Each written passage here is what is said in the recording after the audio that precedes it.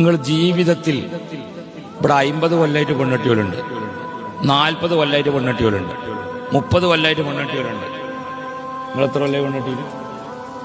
25 8 കൊല്ലമായിട്ട്. നിങ്ങൾ പുതിയ പുയ്യാപ്പിള, നിങ്ങൾ വേഗം പോയിക്കോളെ, കല്യാണം നിൽക്കണല്ല.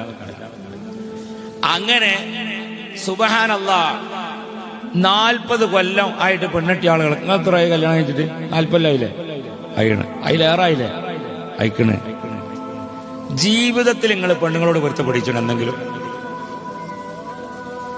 ഒരൊറ്റ കൂടി പൊരുത്ത, അങ്ങാടിയത്തെ ആളുകളോടൊക്കെ പൊരുത്തപ്പെടിച്ചും അയൽവാസികളോടൊക്കെ പൊരുത്തപ്പെടിച്ചും ഹജ്ജിന് പോകുമ്പോൾ വരെ പെണ്ണുങ്ങളോട് പൊരുത്തപ്പെടിക്കൂല. ഹജ്ജിന് പോകുമ്പോൾ പെണ്ണുങ്ങളോട് എങ്ങനെ പറയാ?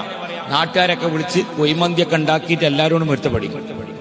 ഞാൻ എന്തേലൊക്കെ പറഞ്ഞെങ്ങനെയൊക്കെ പൊരുത്തപ്പെടി, എവിടെ പൊരുത്തപ്പെടണം? ആ കൊയ്മന്തിയിൽ പോയി കിട്ടും. അല്ലാത്ത അയിമലൊന്നും പൊരുത്തപ്പെടൂല. നിങ്ങൾ 6.5 ലക്ഷം റുപ്യ വടിയാവും. ഹജ്ജിന് വേണം 6.5 ലക്ഷം വടിയാവും. പൊരുത്തപ്പെടിക്കലൊക്കെ നല്ല പൊരുത്തപ്പെടിക്കണം. അല്ലാ